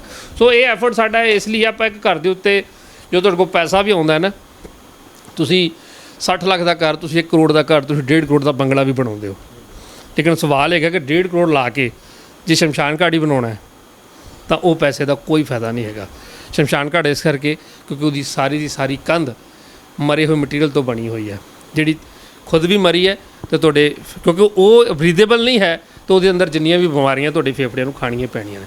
ਤਾਂ ਇਸ ਕਰਕੇ ਇਹ ਜਿਹੜੀ ਬਾਇਓ ਮਾਸ ਮਟੀਰੀਅਲ ਹੈ, ਜਿਹੜੇ ਕਿ ਜਿਹਦੇ ਵਾਸਤੇ ਸਾਨੂੰ ਬਾਜ਼ਾਰ 'ਤੇ ਜ਼ਿਆਦਾ ਡਿਪੈਂਡੈਂਸੀ ਨਹੀਂ ਹੈਗੀ, ਜਿਹਦੇ ਲਈ ਬਹੁਤ ਲੱਖਾਂ ਰੁਪਈਆ ਨਹੀਂ ਚਾਹੀਦਾ ਹੈਗਾ, ਇਹਦੇ ਨਾਲ ਤੁਸੀਂ ਬਹੁਤ ਹੀ ਆਲੀਸ਼ਾਨ, ਬਹੁਤ ਹੀ ਸੁਖਦ ਅਤੇ ਬਿਮਾਰੀਆਂ ਤੋਂ ਰਹਿਤ, ਔਰ ਬਿਨਾਂ ਕੋਈ ਲੋਨ ਲੈ, ਬਿਨਾਂ ਕਾਰਪੋਰੇਟ ਟਰੈਪ ਦੇ ਵਿੱਚ ਆਏ, ਤੁਸੀਂ ਆਪਣੇ ਪਰਿਵਾਰ ਨੂੰ ਅਤੇ ਆਪਣੇ ਆਪ ਨੂੰ 100 ਸਾਲ ਦਾ ਜੀਵਨ ਦੇਣ ਵਾਲਾ ਘਰ ਬਣਾ ਸਕਦੇ ਹੋ। ਇਹਦੇ 'ਤੇ ਆਪਾਂ ਕੰਮ ਕਰ ਚੁੱਕੇ ਹਾਂ, ਮਾਡਲ ਤਿਆਰ ਹੋ ਰਿਹਾ ਹੈ। ਸਭ ਤੋਂ ਪਹਿਲਾਂ ਮੈਂ ਆਪਣੇ ਲਈ ਘਰ ਬਣਾ ਰਿਹਾ, ਠੀਕ ਹੈ, ਕਿਉਂਕਿ ਅੱਜ ਵੀ ਆਪਾਂ ਜੇ ਵੀਡੀਓ ਸ਼ੂਟ ਕਰ ਰਹੇ ਤੇ ਮੈਂ ਆਪਦੇ ਕੰਕਰੀਟ ਹਾਊਸ ਆਪਾਂ ਕਰ ਰਹੇ ਹੈਗੇ। ਇਸ ਕੰਕਰੀਟ ਹਾਊਸ ਚੋਂ ਨਿਕਲ ਕੇ ਜਦੋਂ ਅਸੀਂ ਉਸ ਹਾਊਸ ਦੇ ਵਿੱਚ ਜਾਵਾਂਗੇ ਤਾਂ ਮੈਂ ਸਮਝੂੰਗਾ ਉਹ ਸਾਡੀ ਹੁਣ ਤੱਕ ਦੀ ਸਭ ਤੋਂ ਅਨਮੋਲ ਜਿਹੜੀ ਕਮਾਈ ਹੈ ਸਾਡੇ ਲਈ, ਉਹ 1.5-2 ਕਰੋੜ ਦਾ ਬੰਗਲਾ ਹੈ। ਕਿਉਂਕਿ ਉਹਦੇ ਵਿੱਚ ਸੌਣ ਨਾਲ ਮੇਰੇ ਫੇਫੜਿਆਂ ਨੂੰ ਖੁੱਲ੍ਹੀ ਹਵਾ ਮਿਲੇਗੀ, ਉਹਦੇ ਸੌਣ ਨਾਲ ਉਹ ਮੇਰੇ ਲਈ ਨੈਚੁਰਲ ਸੈਨੀਟਾਈਜ਼ਰ ਦਾ ਕੰਮ ਕਰੇਗਾ। ਉਹਦੇ 'ਚ ਸੌਣ ਨਾਲ ਸਰਕਾਰ ਕਰੇ 5G ਦਾ ਟ੍ਰਾਇਲ, ਸਰਕਾਰ ਕਰੇ 6G ਦਾ ਟ੍ਰਾਇਲ, ਸਰਕਾਰ ਕਰੇ 7G ਦਾ ਟ੍ਰਾਇਲ, ਮੇਰੀ ਬਾਡੀ ਉਸ ਰੇਡੀਏਸ਼ਨ ਦੇ ਟ੍ਰਾਇਲ ਤੋਂ ਮੁਕਤ ਹੈ। ਕਿਉਂਕਿ ਉਹਦੇ ਲਈ ਅਸੀਂ ਆਲਰੇਡੀ ਆਪਣਾ ਇੱਕ ਔਰਾ, ਸਟਰੋਂਗ ਔਰਾ ਕ੍ਰੀਏਟ ਕਰ ਲਿਆ। ਇੱਕ ਹੋਰ ਚੀਜ਼ ਕੁਲਵੰਤ ਜੀ, ਕੈਮੀਕਲਸ ਹਾਊਸ ਦੇ ਵਿੱਚ ਬੈਡ ਐਨਰਜੀ ਅਤੇ ਇੱਕ ਵੀਕ ਔਰਾ ਬਣਦਾ। ਉਹਨਾਂ ਘਰਾਂ ਦੇ ਵਿੱਚ ਹਮੇਸ਼ਾ ਹੀ ਤੁਹਾਨੂੰ ਇਰੀਟੇਸ਼ਨ, ਹਾਈਪਰਟੈਂਸ਼ਨ, ਜ਼ਿਆਦਾ ਗੁੱਸਾ ਆਉਣਾ, ਕਾਲਾਪਨ, ਹਾਰਮੋਨਲ ਇੰਬੈਲੈਂਸਿੰਗ, ਮੂਡ ਸਵਿੰਗ, ਡਿਪਰੈਸ਼ਨ, ਐਨਜ਼ਾਈਟੀ ਤੁਹਾਨੂੰ ਕਾਮਨ ਮਿਲਣਗੇ, ਠੀਕ ਹੈ। ਜਦੋਂ ਤੁਸੀਂ ਇਸ ਜਿੰਦਾ ਘਰ ਦੇ ਵਿੱਚ ਇਨਵੋਲਵ ਹੋਵੋਗੇ, ਇਹ ਸਾਰੀਆਂ ਚੀਜ਼ਾਂ ਤੋਂ ਤੁਸੀਂ ਰਹਿਤ ਹੋ ਜਾਓਗੇ, ਕਿਉਂਕਿ ਉਹ ਇੱਕ ਗੁੱਡ ਐਨਰਜੀ ਅਤੇ ਇੱਕ ਪੋਜ਼ੀਟਿਵ ਔਰਾ ਕ੍ਰੀਏਟ ਕਰਦੇ ਆ, ਠੀਕ ਹੈ। ਹੁਣ ਇਹ ਗੱਲਾਂ 'ਚ ਮੇਰੇ ਨਾਲੋਂ ਵੀ ਜ਼ਿਆਦਾ ਬੁੱਧੀਜੀਵ ਲੋਕ ਬੈਠੇ ਹੋਏ ਨੇ, ਬਹੁਤ ਕੀਤੀਆਂ ਜਾ ਚੁੱਕੀਆਂ ਨੇ ਗੱਲਾਂ, ਔਰ ਉਹਦੇ ਲਈ ਅਸੀਂ ਜਿਹੜਾ ਮਾਡਲ ਬਣਾ ਰਹੇ ਹਾਂ, ਉਸ ਮਾਡਲ ਦੇ ਵਿੱਚ ਅਸੀਂ ਸਭ ਨੂੰ ਆਫਰ ਵੀ ਦੇਵਾਂਗੇ ਕਿ ਤੁਸੀਂ ਇਸ ਮਾਡਲ 'ਚ 2 ਨਾਈਟ 3 ਡੇ ਦਾ ਪੈਕੇਜ ਲੈ ਕੇ ਰਹਿ ਕੇ ਵੀ ਦੇਖ ਸਕਦੇ ਹੋ, ਜਿਹਦੇ ਵਿੱਚ ਅਗਰ ਅਸੀਂ ਫੂਡ ਵੀ ਦੇਵਾਂਗੇ ਤਾਂ ਉਹ ਵੀ ਅਸੀਂ ਧਰਤੀ ਦੀ ਉੱਪਰਲੇ ਫਿਊਲਸ ਦਾ ਬਣਾਇਆ ਹੋਇਆ ਦੇਵਾਂਗੇ, ਜਿਹੜਾ ਪੂਰੀ ਤਰ੍ਹਾਂ ਸਾਡੇ ਫੂਡ ਨੂੰ ਪਕਾਉਂਦਾ ਹੈ। ਜਦੋਂ ਤੁਸੀਂ 3 ਦਿਨ 2 ਦਿਨ ਫੂਡ ਖਾਓਗੇ ਵੀ, ਤੁਹਾਨੂੰ ਇਹ ਵੀ ਲੱਗੇਗਾ ਵੀ ਅੱਜ ਮੈਂ ਕੁਝ ਖਾ ਕੇ ਚੱਲਿਆ ਅਤੇ ਬੋਡੀ ਨੂੰ ਕੁਝ ਲੱਗਿਆ ਵੀ ਹੈ, ਅਤੇ 2 ਰਾਤਾਂ ਜਦੋਂ ਸੌਂਗੇ ਉਦੋਂ ਇਹ ਵੀ ਮਹਿਸੂਸ ਕਰੋਗੇ ਵੀ ਹਾਂ ਮੇਰੇ ਫੇਫੜੇ ਖੁੱਲ੍ਹੇ ਨੇ, ਡਿਪਰੈਸ਼ਨ ਘਟਿਆ, ਐਨਜ਼ਾਈਟੀ ਘਟੀ ਹੈ, ਔਰ ਲੰਬੀ ਨੀਂਦ ਆਈ ਹੈ, ਔਰ ਆਰਾਮ ਦੀ ਆਈ ਹੈ। ਸੋ ਅਲਟੀਮੇਟ ਅਸੀਂ ਕਮਾਈ ਵੀ ਤਾਂ ਇਸ ਲਈ ਕਰਦੇ ਹਾਂ ਨਾ, ਚੰਗਾ ਖਾਣਾ ਖਾਣ ਲਈ, ਚੰਗੀ ਨੀਂਦ ਲਈ। ਇਹ ਦੋਨੇ ਚੀਜ਼ਾਂ ਨਹੀਂ ਸਾਡੇ ਕੋਲ ਹੈਗੀਆਂ ਕਰੋੜਾਂ ਦਾ ਘਰ ਪਾਉਣ ਤੋਂ ਬਾਅਦ ਵੀ। ਸੋ ਇੰਨੇ ਕੁ ਐਫਰਟਸ ਨੇ, ਹੋਪਲੀ ਕਿ ਸੰਗਤ ਨੂੰ ਅੱਛੇ ਲੱਗਣਗੇ। ਅਤੇ ਜਾਂਦੇ ਫਾਈਨਲ ਕਮੈਂਟ ਤੁਹਾਡੇ ਫਾਦਰ ਸਾਹਿਬ ਤੋਂ, ਤੁਸੀਂ ਇਹਦੇ 'ਤੇ ਕਾਫੀ ਜਿਸ ਤਰ੍ਹਾਂ ਡਾਕਟਰ ਸਾਹਿਬ ਦੇ ਨਾਲ ਤੁਹਾਡੀ ਬੜੀ ਤਾਰੀਫ ਕੀਤੀ ਹੈ ਕਿ ਮੇਰੀ ਤਾਂ ਸਿਰਫ ਕਾਗਜ਼ੀ ਕੰਮ ਸੀਗੇ, ਬਾਕੀ ਦਾ ਜਿਹੜਾ ਧਰਾਤਲ ਦੇ ਉੱਤੇ ਸਾਰਾ ਕੰਮ ਜਿਹੜਾ ਤੁਸੀਂ ਕੀਤਾ, ਕਿੱਦਾਂ ਦੀਆਂ ਔਕੜਾਂ ਦੇ ਵਿੱਚੋਂ ਲੰਘ ਕੇ ਇੱਥੇ ਪਹੁੰਚੇ? ਇਸ ਤਰ੍ਹਾਂ ਜੀ, ਜਦੋਂ ਕੰਮ ਕੋਈ ਵੀ ਆਪਾਂ ਚੰਗਾ ਕਰਨਾ ਹੋਵੇ, ਸਾਨੂੰ ਸਾਰਿਆਂ ਨੂੰ ਮਿਲ ਕੇ ਇਹਦੇ ਵਿੱਚ ਹਿੱਸਾ ਪਾਉਣਾ ਪਵੇਗਾ। ਗੁਰਬਾਣੀ ਵੀ ਕਹਿੰਦੀ ਹੈ ਕਿ ਆਪਣੇ ਹੱਥੀਂ ਆਪਣਾ ਆਪੇ ਹੀ ਕਾਜ ਸਵਾਰੀਏ। ਸਾਨੂੰ ਸਾਰਿਆਂ ਨੂੰ ਇਹ ਕਰਨ ਦੀ ਜ਼ਰੂਰਤ ਪਵੇਗੀ। ਜੇ ਸਾਨੂੰ ਕੋਈ ਡਿਫੀਕਲਟੀ ਆਉਂਦੀ ਆ ਤਾਂ ਉਹਦੇ ਵਿੱਚ ਕੋਈ ਮੁਸ਼ਕਿਲ ਆਉਂਦੀ ਆ, ਉਹਦੇ ਅੱਗੇ ਕੋਈ ਮੰਜ਼ਿਲ ਹੁੰਦੀ ਹੈ। ਸੋ ਇਹੋ ਜਿਹੀਆਂ ਕਈ ਪ੍ਰੋਬਲਮਾਂ ਸਾਨੂੰ ਆਈਆਂ ਜਦੋਂ ਅਸੀਂ ਜਾਂਦੇ ਸੀ ਗੋਬਰ ਲੈਣ ਵਾਸਤੇ, ਕਿਉਂਕਿ ਮੇਰਾ ਤਕਰੀਬਨ ਇਸ ਇਲਾਕੇ ਵਿੱਚ ਬਹੁਤ ਰਿਲੇਸ਼ਨ ਵਧੀਆ ਸਨ, ਸਾਰੇ ਮੈਨੂੰ ਜਾਣਦੇ ਸੀ ਅਤੇ ਉਹ ਮੈਨੂੰ ਪੁੱਛਦੇ ਹੁੰਦੇ ਸੀ। ਮੈਂ ਇਹਨਾਂ ਨੂੰ ਇਹ ਗੱਲ ਕਹਿੰਦਾ ਸੀ ਵੀ ਆਪਾਂ ਇੱਕ ਨਵਾਂ ਪ੍ਰੋਡਕਟ ਤਿਆਰ ਕਰਨਾ ਹੈ, ਜਿਹਦੇ ਵਿੱਚ ਆਪਾਂ ਚੰਗਾ ਘਰ ਬਣਾ ਕੇ ਰਹਿਣ ਵਾਸਤੇ, ਰੋਗ ਘਰ ਆਪਾਂ ਬਣਾਉਣ ਵਾਸਤੇ ਇਹ ਅਸੀਂ ਇੱਕ ਮਿਹਨਤ ਕਰ ਰਹੇ ਹਾਂ। ਫਿਰ ਵੀ ਲੋਕ ਤਕਰੀਬਨ ਕਿਸੇ ਦੀਆਂ ਗੱਲਾਂ ਵਿੱਚ ਆ ਕੇ ਸਾਨੂੰ ਦੂਸਰੇ ਤੀਸਰੇ ਦਿਨ ਜਵਾਬ ਦੇ ਜਾਂਦੇ ਸੀ। ਫਿਰ ਇੱਕ ਦਿਨ ਪੁੱਛਿਆ, ਮੈਂ ਆਖਿਆ ਵੀ ਤੁਸੀਂ ਮੈਨੂੰ ਜਾਣਦੇ ਹੋ ਕਿ ਮੈਂ ਗੁਰਬਾਣੀ ਨੂੰ ਮੰਨਣ ਵਾਲਾ ਇੱਕ ਇਨਸਾਨ ਹੈ, ਸਖਤ ਮਿਹਨਤ ਕਰਕੇ ਆਪਾਂ ਸਾਰੇ ਕੰਮ ਕਰਦੇ, ਮੈਂ ਜ਼ਿਮੀਂਦਾਰ ਨਾਲ ਸਾਰੇ ਤਲਕ ਦੇ ਨਾਲ ਆਪਾਂ ਸਾਰੇ ਰਿਲੇਟਡ ਹਾਂ, ਮੈਨੂੰ ਦੱਸੋ ਵੀ ਗੱਲ ਕੀ ਹੈ। ਉਹ ਕਹਿੰਦੇ ਵੀ ਸਾਨੂੰ ਸਾਡੇ ਬਾਬੇ ਨੇ ਕਿਹਾ ਸੀ ਵੀ ਜੇ ਤੁਸੀਂ ਗਾਂ ਦਾ ਕਿਸੇ ਨੂੰ ਗੋਬਰ ਦੇ ਦਿੱਤਾ ਤਾਂ ਤੁਹਾਡੀਆਂ ਗਾਵਾਂ ਦਾ ਨੁਕਸਾਨ ਹੋ ਜਾਵੇਗਾ। ਫਿਰ ਮੈਂ ਇਹ ਬੇਨਤੀ ਕਰਦਾ ਹਾਂ ਕਿ ਇਸ ਸੰਸਾਰ ਵਿੱਚ ਇੰਨਾ ਵੱਡਾ ਖੁੱਲ੍ਹਾ ਗਿਆਨ ਗੁਰੂ ਗ੍ਰੰਥ ਸਾਹਿਬ ਨੇ ਸਾਨੂੰ ਦਿੱਤਾ ਹੋਇਆ, ਅਤੇ ਫਿਰ ਵੀ ਅਸੀਂ ਲੋਕ ਜਿਹੜੇ ਨਾ ਇਹਨਾਂ ਵਹਿਮਾਂ ਭਰਮਾਂ 'ਚ ਪਏ ਹੋਏ ਆ। ਫਿਰ ਇਹ ਸਾਨੂੰ ਬਹੁਤ ਜ਼ਿਆਦਾ ਮੁਸ਼ਕਿਲਾਂ ਆਈਆਂ। ਫਿਰ ਇਹਨਾਂ ਮੁਸ਼ਕਿਲਾਂ ਨੂੰ ਅਸੀਂ ਮੁਸ਼ਕਿਲ ਨਹੀਂ ਸਮਝਿਆ। ਜਦੋਂ ਉਹ ਦੂਸਰੇ ਬੰਦੇ ਨੂੰ ਪਤਾ ਹੀ ਨਹੀਂ ਕਿ ਇਹਦੇ ਵਿੱਚ ਹੈ ਕੀ, ਅਤੇ ਉਹ ਫਿਰ ਆਪਦੀ ਮਨਮੱਤ ਦੇ ਨਾਲ ਕੋਈ ਗੱਲ ਕਰਦਾ ਹੈ ਤਾਂ ਅਸੀਂ ਤਾਂ ਉਹਨੂੰ ਨਿਆਣਾ ਕਹਿ ਕੇ ਜਾਂ ਉਹਨੂੰ ਬੇਸਮਝ ਕਹਿ ਕੇ ਤਾਂ ਉਹਨੂੰ ਛੁਟਕਾਰਾ ਕਰਦੇ ਸੀ, ਉਹਨੂੰ ਮਾੜਾ ਨਹੀਂ ਸੀ ਬੋਲਦੇ। ਇਹ ਮੁਸ਼ਕਿਲਾਂ ਬਹੁਤ ਆਉਂਦੀਆਂ, ਚੰਗੇ ਕੰਮ ਕਰਨ ਵਾਸਤੇ ਸਾਨੂੰ ਇਹਨਾਂ ਮੁਸ਼ਕਿਲਾਂ ਦਾ ਸਾਹਮਣਾ ਕਰਨਾ ਪਵੇਗਾ। ਸੋ ਸਾਨੂੰ ਸਾਰਿਆਂ ਨੂੰ ਇਸ ਚੀਜ਼ ਦੇ ਉੱਤੇ ਅੱਜ ਵਾਲੀ ਵੀਡੀਓ 'ਤੇ ਗੌਰ ਕਰਕੇ ਸੋਚਣਾ ਚਾਹੀਦਾ ਕਿ ਸਾਰੇ ਹੀ ਆਪਣੇ ਆਪਣੇ ਘਰ ਅਸੀਂ ਆਪਣੀ ਮਿਹਨਤ ਦੇ ਨਾਲ ਰਲ ਮਿਲ ਕੇ ਇਹ ਚੀਜ਼ ਤਿਆਰ ਕਰਕੇ ਅਤੇ ਨਵੇਂ ਜੀਵਨ ਵਾਸਤੇ ਆਪਾਂ ਇਸ ਚੀਜ਼ ਨੂੰ ਪ੍ਰਮੋਟ ਕਰੀਏ। ਠੀਕ ਹੈ ਜੀ, ਬਹੁਤ ਧੰਨਵਾਦ ਜੀ ਤੁਹਾਡਾ। ਅਤੇ ਡਾਕਟਰ ਸਾਹਿਬ ਸੰਤੁਸ਼ਟੀ ਹੈ ਜੀ ਸਾਰੀ ਜੋ ਤੁਸੀਂ ਹੁਣ ਤੱਕ ਇਸ ਲੈਵਲ ਦੇ ਉੱਤੇ ਪਹੁੰਚੇ ਹੋ, ਅਤੇ ਇਹਦਾ ਰੇਟ ਰੂਟ ਵੀ ਕੋਈ ਕੱਢ ਲਿਆ ਕਿ ਹਲੇ ਨਹੀਂ ਕੱਢਿਆ ਕੁਛ? ਹਾਂਜੀ, ਦੇਖੋ ਅਸੀਂ ਇਹਨੂੰ ਪਹਿਲੀ ਚੀਜ਼ ਹੈ, ਸਾਨੂੰ ਬਹੁਤ ਸਾਰੇ ਲੋਕ ਰੇਟ ਪੁੱਛਦੇ ਨੇ। ਅਸੀਂ ਅੱਜ ਤੱਕ ਵੀ, ਕਿਉਂਕਿ ਇਹਨੂੰ ਅਸੀਂ ਵੇਚਣ ਲਈ ਨਹੀਂ ਬਣਾਇਆ, ਠੀਕ ਹੈ। ਅਸੀਂ ਚਾਹੁੰਦੇ ਹਾਂ, ਕਿਉਂਕਿ ਆਪਾਂ ਸਾਰੇ ਪਿੰਡਾਂ ਨੂੰ ਬਿਲੋਂਗ ਕਰਦੇ ਹਾਂ, ਅਸੀਂ ਚਾਹੁੰਦੇ ਹਾਂ ਜੋ ਵੀ ਇਹਨੂੰ ਲਾਉਣਾ ਚਾਹੁੰਦਾ ਉਹ ਆਪਦੇ ਹੱਥੀਂ ਇਨਵੋਲਵ ਹੋਵੇ, ਟ੍ਰੇਨਿੰਗ ਅਸੀਂ ਫ੍ਰੀ ਦੇਵਾਂਗੇ, ਉਹ ਬਣਾਵੇ। ਠੀਕ ਹੈ। ਹਾਂ, ਜੇ ਫਿਰ ਵੀ ਹੁਣ ਬਹੁਤ ਸਾਰੇ ਸ਼ਹਿਰਾਂ ਦੇ ਲੋਕ ਵੀ ਸਾਨੂੰ ਉਹਨਾਂ ਨੇ ਅਪਰੋਚ ਕੀਤੀ, ਉਹ ਕਹਿੰਦੇ ਜੀ ਅਸੀਂ ਮੈਂ ਆਪਣਾ ਫਾਰਮ ਹਾਊਸ ਬਣਾਉਣਾ ਹੈ। ਹਾਂ, ਉਹਦੇ ਲਈ ਫਿਰ ਇੱਕ ਕਾਸਟ ਜਿਹੜੀ ਕਿ ਉਹਨਾਂ ਨੂੰ ਦੱਸੀ ਜਾਂਦੀ ਹੈ ਵੀ ਆਹ ਸਾਡੀ ਤੇ ਮਿਹਨਤ ਆਉਣੀ ਹੈਗੀ, ਸਾਡੇ ਜਿਹੜੀ ਵੀ ਲੇਬਰ ਗਰੁੱਪ 'ਚ ਕੰਮ ਕਰ ਰਿਹਾ ਉਹ ਤਾਂ ਤੁਸੀਂ ਆਪਣੀ ਪੇ ਕਰਕੇ ਲੈ ਸਕਦੇ ਹੋ। ਲੇਕਿਨ ਅਸੀਂ ਇਹਨੂੰ ਸੇਲ ਪ੍ਰੋਡਕਟ ਨਹੀਂ ਬਣਾਉਣਾ ਚਾਹੁੰਦੇ। ਹਾਂ, ਜਿਵੇਂ ਪਲਸਟਰ ਤਿਆਰ ਕੀਤਾ ਗਿਆ ਹੈਗਾ, ਜਿਵੇਂ ਪੇਂਟ ਤਿਆਰ ਕੀਤਾ ਗਿਆ ਹੈਗਾ, ਹੁਣ ਜਿਹੜਾ ਪਲਸਟਰ ਹੈਗਾ ਉਹ ਨਾ ਸਿਰਫ ਇਸ ਇੱਟ 'ਤੇ, ਉਹ ਪੱਕੀ ਇੱਟ 'ਤੇ ਵੀ ਲੱਗਦਾ। ਪੱਕੀ ਇੱਟ ਅਗਰ ਤੁਸੀਂ ਘਰ ਪੱਕੀ ਇੱਟ ਦਾ ਬਣਾਇਆ ਹੋਇਆ ਤਾਂ ਤੁਸੀਂ ਉਹਦੇ 'ਤੇ ਵੀ ਅਪਲਾਈ ਕਰੋਗੇ ਤਾਂ ਉਸ ਕੰਧ ਨੂੰ ਵੀ ਉਹ ਥਰਮਲ ਇਨਸੂਲੇਸ਼ਨ 'ਚ ਲੈ ਜਾਂਦੀ ਆ, ਤਾਂ ਉਹ ਵੀ ਹੀਟ ਪ੍ਰੂਫ ਹੋ ਜਾਂਦੀ ਕੰਧ, ਭਾਵੇਂ ਇੱਟ ਤੁਹਾਡੀ ਪੱਕੀ ਲੱਗੀ ਹੋਈ ਆ। ਤਾਂ ਅੰਦਰਲੀ ਜਿਹੜੇ ਵਾਲਸ ਨੇ ਉਹਦੇ 'ਤੇ ਅਸੀਂ ਅਪਲਾਈ ਕਰਵਾਉਂਦੇ ਹਾਂ। ਪਲੱਸ ਜਦੋਂ ਤੁਸੀਂ ਕੈਮੀਕਲ ਫ੍ਰੀ ਪੇਂਟ ਅਪਲਾਈ ਕਰਦੇ ਹੋ ਤਾਂ ਉਹ ਚੀਜ਼ ਹੋਰ ਸੋਨੇ ਸੁਹਾਗਾ ਹੋ ਜਾਂਦੀ ਹੈ, ਕਿਉਂਕਿ ਵੱਡੀ ਚੀਜ਼ ਹੈ ਕਿ ਇਹ ਜਿਹੜੇ ਪੇਂਟ ਹੈ ਸਮੈਲ ਨਹੀਂ ਕਰਦੇ। ਠੀਕ ਹੈ, ਕਿਉਂਕਿ ਇਹਦੇ 'ਚ ਕੋਈ ਪ੍ਰੀਜ਼ਰਵੇਟਿਵ ਨਹੀਂ ਐਡ ਕੀਤਾ ਜਾਂਦਾ। ਠੀਕ ਹੈ, ਨੈਚੁਰਲੀ ਇਨਗਰੀਡੀਐਂਟਸ ਦੇ ਨੇ। ਸੋ ਪੱਕੀ ਕੰਧ 'ਤੇ ਵੀ ਇਹ ਸਾਰਾ ਮਟੀਰੀਅਲ ਯੂਜ਼ ਹੁੰਦਾ। ਹਾਂ, ਉਹਦੀ ਇੱਕ ਪ੍ਰੋਡਕਸ਼ਨ ਕਾਸਟ ਜੋ ਸਾਡੀ ਆਉਂਦੀ ਹੈ ਉਹਦੇ ਮੁਤਾਬਕ ਅਸੀਂ ਇੱਕ ਮਾਰਕੀਟ ਪ੍ਰਾਈਸ ਉਹਨਾਂ ਦੇ ਬਣਾਏ ਹੋਏ ਆ। ਇਹਦੀ ਅਸੀਂ ਇੱਟ ਦੀ ਜਿਹੜੀ ਕਿ ਰੇਟ ਹੈ ਉਹ ਅਸੀਂ ਸ਼ੁਰੂ ਤੋਂ ਹੀ ਧਾਰਿਆ ਹੋਇਆ ਕਿ ਅਸੀਂ ਇਹਦਾ ਰੇਟ ਨਹੀਂ ਦੇਵਾਂਗੇ ਕਿਸੇ ਨੂੰ। ਜੇ ਕੋਈ ਆਪ ਉੱਦਮ ਕਰੇ, ਕਿਉਂਕਿ ਅਸੀਂ ਇਹਨੂੰ ਕੋਈ ਮਾਰਕੀਟ 'ਚ ਵੇਚਣ ਵਾਸਤੇ ਨਹੀਂ ਲਏ, ਆਪਣਾ ਮਕਸਦ ਹੈਗਾ ਕਿ ਲੋਕਾਂ ਦੀ ਸੋਚ 'ਚ ਬਦਲਾਵ ਆਵੇ ਅਤੇ ਉਹ ਖੁਦ ਉੱਦਮ ਕਰਨ ਅੱਗੇ ਆਉਣ। ਜੇ ਮਾਰਕੀਟ 'ਚ ਆਪਾਂ ਪ੍ਰੋਡਕਟ ਹੀ ਬਣਾ ਦਿੱਤਾ ਗਿਆ ਹੈਗਾ ਤਾਂ ਕੋਈ ਜ਼ਿਆਦਾ ਫਰਕ ਨਹੀਂ ਰਹੇਗਾ ਉਹ ਇੱਕ ਕਾਰਪੋਰੇਟ ਘਰਾਣੇ ਅਤੇ ਸਾਡੇ ਦੇ ਵਿੱਚ। ਠੀਕ ਹੈ, ਅਤੇ ਪਿੰਡਾਂ ਦੇ ਵਿੱਚ ਦੇਖੋ ਇੱਕ ਮਿਡਲ ਕਲਾਸ ਜਾਂ ਗਰੀਬ ਪਰਿਵਾਰ ਹੈ, ਉਹਦੇ ਕੋਲ ਨਹੀਂ ਹੈ ਬਹੁਤ ਕੰਕਰੀਟ ਵੱਲ ਜਾਣ ਲਈ ਪੈਸਾ, ਤਾਂ ਜੇ ਉਹ ਇਹ ਘਰ ਬਣਾਏਗਾ ਆਪਦੇ ਪਿੰਡ ਦਾ ਸਭ ਤੋਂ ਵੱਡਾ ਅਮੀਰ ਉਹੀ ਹੋਏਗਾ। ਕਿਉਂ? ਸਭ ਤੋਂ ਘੱਟ ਬਿਮਾਰੀਆਂ ਵਾਲਾ, ਨਾ ਮਾਤਰ ਤੱਕ ਲੈਵਲ ਤੱਕ ਬਿਮਾਰੀਆਂ ਵਾਲਾ ਘਰ ਉਹਦਾ ਹੋਏਗਾ। ਬਾਕੀ ਸਭ ਦੇ ਅੰਦਰ ਇੱਕ ਬਿਮਾਰੀਆਂ ਦਾ ਲੈਵਲ ਵੱਖਰਾ, ਉਹਦਾ ਕੰਮ ਸਟਰੋਂਗ ਅਤੇ ਗੁੱਡ ਐਨਰਜੀ ਵਾਲਾ ਔਰੇ ਵਾਲਾ ਘਰ ਉਹਦਾ ਹੋਏਗਾ। ਤਾਂ ਜਦੋਂ ਸਾਡੇ ਨਾਲ ਜੁੜੇਗਾ ਅਸੀਂ ਆਪਦੀ ਕਾਉਂਸਲਿੰਗ 'ਚ ਉਹਨੂੰ ਸਾਰੀਆਂ ਚੀਜ਼ਾਂ ਟ੍ਰੇਨਿੰਗ ਦੇ ਰੂਪ 'ਚ ਦੱਸਾਂਗੇ ਵੀ। ਸੋ ਪ੍ਰਾਈਜ਼ ਨਾਲੋਂ ਜ਼ਿਆਦਾ ਬੈਟਰ ਹੈਗਾ ਕਿ ਅਸੀਂ ਉੱਦਮ ਵੱਲ ਆਈਏ ਅਤੇ ਤੁਸੀਂ ਆਪੋ ਆਪਣੇ ਪਿੰਡ ਦੇ ਵਿੱਚ ਇੱਕ ਮਾਡਲ ਬਣਾਓ ਤਾਂ ਜੋ ਉਹ ਫਿਰ ਉਹਦੇ 'ਚ ਰਹੋ। ਮੈਡੀਟੇਸ਼ਨ ਹਾਊਸ ਬਣਾ ਸਕਦੇ ਹੋ, ਮੈਡੀਟੇਸ਼ਨ ਰੂਮ ਬਣਾ ਸਕਦੇ ਹੋ ਜਿਸ 'ਚ ਬੈਠ ਕੇ ਤੁਸੀਂ ਕੋਈ 10 ਮਿੰਟ 15 ਮਿੰਟ ਰੱਬ ਕਰਨਾ। ਠੀਕ ਹੈ, ਇੱਕ ਇਹਦੇ ਨਾਲ ਜੁੜੀ ਇੱਕ ਗੱਲ ਮੈਨੂੰ ਯਾਦ ਆ ਗਈ। ਹਮੇਸ਼ਾ ਹੀ ਦੇਖੋ ਆਪਾਂ ਜਦੋਂ ਪਰਮੇਸ਼ਰ ਦਾ ਨਾਂ ਲੈਂਦੇ ਹਾਂ, ਕੁਦਰਤ ਦਾ ਨਾਮ ਧਿਆਉਂਦੇ ਹੈਗੇ ਹਾਂ, ਜਾਂ ਆਪਾਂ ਗੁਰਦੁਆਰੇ ਮੰਦਿਰ ਮਸਜਿਦ ਜਾਂਦੇ ਹੈਗੇ ਹਾਂ। ਸੋ ਅਜੇ ਤੱਕ ਮੈਨੂੰ ਮੇਰੀ ਨਜ਼ਰ ਦੇ ਵਿੱਚ ਇੱਕ ਵੀ ਇਸ ਤਰ੍ਹਾਂ ਦਾ ਕੋਈ ਧਾਰਮਿਕ ਸਥਾਨ ਨਹੀਂ ਮਿਲਿਆ ਜਿਹੜਾ ਪੂਰੇ ਦਾ ਪੂਰਾ ਨੈਚੁਰਲ ਮਟੀਰੀਅਲ ਨਾਲ ਤਿਆਰ ਕੀਤਾ ਗਿਆ ਹੋਵੇ। ਉਹਦੇ ਅੰਦਰ ਮਹਿੰਗੇ ਤੋਂ ਮਹਿੰਗੇ ਕੈਮੀਕਲ ਚਲੇ ਗਏ ਨੇ, ਤਾਂ ਪੱਥਰ ਲਾਉਣ ਲੱਗ ਪਏ ਨੇ, ਸੋਨਾ ਚਾਂਦੀ ਵੀ ਲੱਗਣ ਲੱਗ ਗਿਆ। ਠੀਕ ਹੈ, ਤਾਂ ਉਹ ਜਿੱਥੇ ਅਸੀਂ ਕੁਦਰਤ ਨੂੰ ਜਿੱਥੋਂ ਅਸੀਂ ਕੁਦਰਤ ਦਾ ਗਿਆਨ ਲੈਂਦੇ ਹਾਂ ਉਸ ਚੀਜ਼ ਨੂੰ ਅਸੀਂ ਕੰਕਰੀਟ ਹਾਊਸ ਦੇ ਵਿੱਚ ਕੈਦ ਕਰਨ ਵਾਲੀ ਗੱਲ ਹੋ ਗਈ। ਸੋ ਪੁਰਾਣੇ ਜਿਹੜੇ ਬਣੇ ਹੋਏ ਸੀ ਸਾਰੇ ਇਤਿਹਾਸਿਕ ਅਤੇ ਪੁਰਾਣੇ ਜਿਹੜੇ ਜੋ ਸਾਡੀ ਧਰੋਹਰ ਸੀਗੀ, ਜੋ ਸਾਡੀ ਜਿਹੜੀ ਪੁਰਖਿਆਂ ਦੀ ਦਿੱਤੀ ਹੋਈ ਜਿਹੜੀ ਪੂੰਜੀ ਸੀ, ਉਹ ਸਾਰੀ ਢਾਹ ਕੇ ਜਿਹੜੀ ਅੱਜ ਕੱਲ੍ਹ ਨਵੇਂ ਬਣਾਈ ਜਾ ਰਹੀ। ਯੈਸ, ਤਾਂ ਇਹ ਇੱਕ ਕਿਤੇ ਨਾ ਕਿਤੇ ਇੱਕ ਟਰੈਪ ਹੈ। ਇਸ ਟਰੈਪ ਨੂੰ ਓਬਜ਼ਰਵ ਕਰਨ ਦੀ ਅਤੇ ਸਮਝਣ ਦੀ ਜ਼ਰੂਰਤ ਹੈ। ਸੋ ਅਸੀਂ ਕੋਈ ਬਹੁਤ ਵੱਡੇ ਕੋਈ ਕਹਿ ਲਈਏ ਕਿ ਅਸੀਂ ਕੋਈ ਇਲੈਕਸ਼ਨ 'ਚ ਨਹੀਂ ਉਤਰਨਾ ਕਿ ਅਸੀਂ ਇਹਦੇ 'ਤੇ ਕੋਈ ਭਾਸ਼ਣ ਦੇਣਾ ਹੈਗਾ। ਮਕਸਦ ਇਹ ਹੈਗਾ, ਮੈਨੂੰ ਇਹ ਚੀਜ਼ ਫੀਲ ਹੋਈ ਕਿ 100 ਸਾਲ ਦੀ ਗੱਲ ਮੈਂ ਲੋਕਾਂ ਨਾਲ ਕਰ ਰਿਹਾ ਅਤੇ 100 ਸਾਲ ਦਾ ਜੀਵਨ ਜਿਉਣ ਲਈ ਮੇਰੇ ਕੋਲ ਕੀ ਹੈਗਾ।